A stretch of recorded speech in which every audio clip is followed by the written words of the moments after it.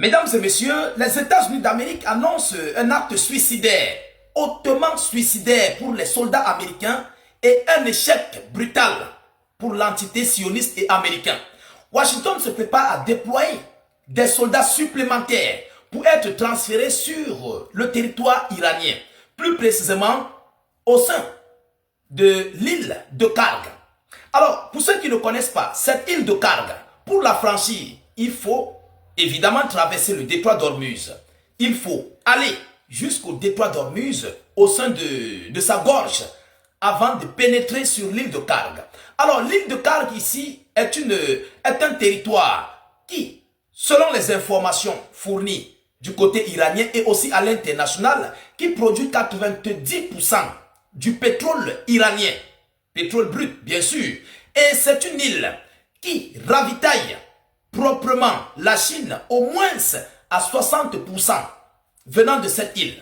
Alors, mesdames, mesdemoiselles et messieurs, l'Amérique veut s'engager dans un acte pour récupérer cette île, pour prendre en métaux cette île. Je veux d'abord dire une chose pour ceux-là qui n'ont pas encore compris.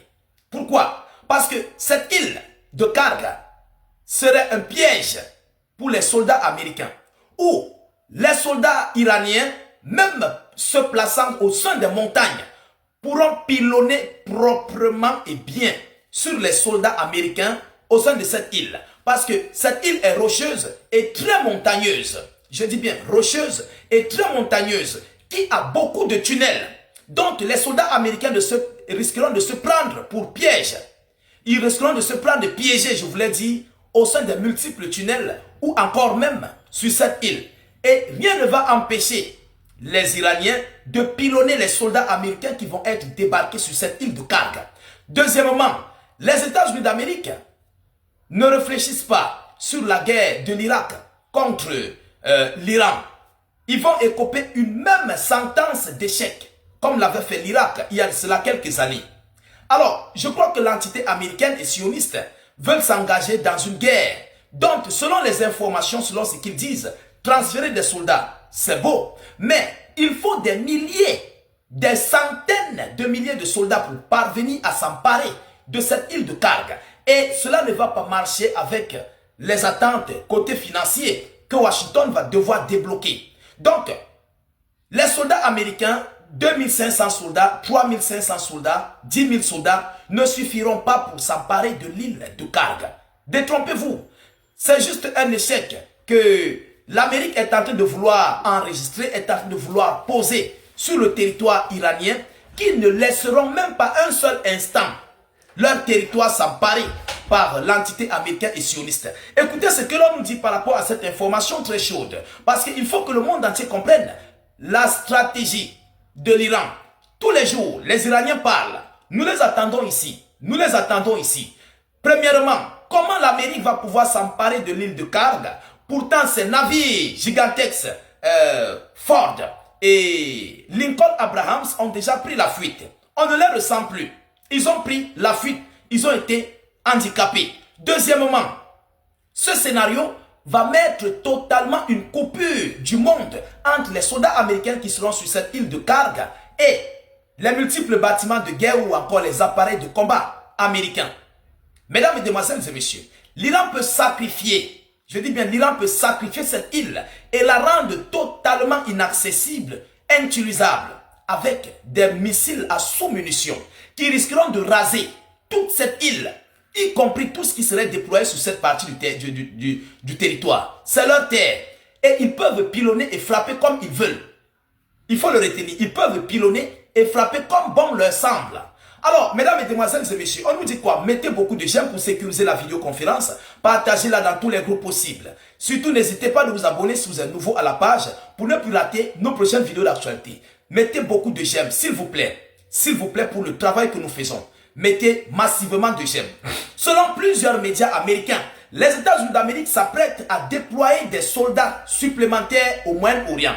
Je tiens à vous rappeler que présentement, l'Amérique a environ, ils ont environ un chiffre de plus de 10 000 soldats dans tout le Moyen-Orient, plus de 10 000.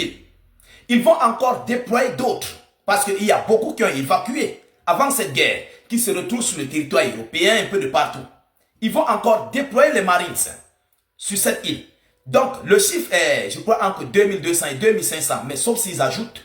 Alors, ces informations surviennent alors qu'Axios, le média Axios, assure que l'administration du président américain Donald Trump envisage de s'emparer de l'île stratégique iranienne de Karg pour faire pression sur la République islamique afin qu'elle rouvre le détroit d'Ormuz. Une mission qui pourrait être confiée aux Marines américains alors que 2500 soldats, 2500 d'entre eux devraient arriver dans les prochains jours dans la région. Selon l'annonce, The Wall Street Journal et CNN ont aussi affirmé que Washington allait déployer entre 2200 et 2500 Marines. Les deux médias ont cité les responsables américains anonymes. De telles informations ont aussi été avancées par l'agence de presse Reuters. D'après des témoignages anonymes de la part de 3 responsables américains. Alors, mesdames, mesdemoiselles et messieurs, 2500 soldats ne suffisent pas pour s'emparer de l'île de Karg. 2500, ça ne suffit pas pour s'emparer de l'île de Karg.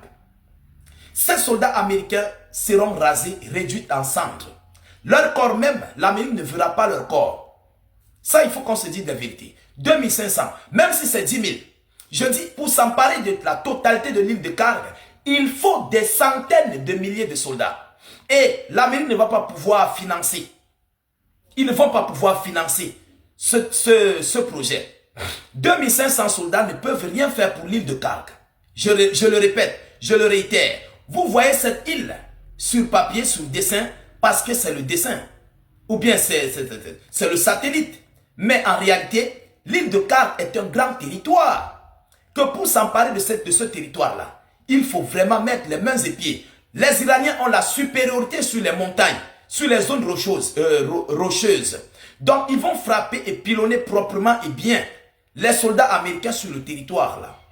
Alors, pour moi, je dirais que l'Amérique est en train de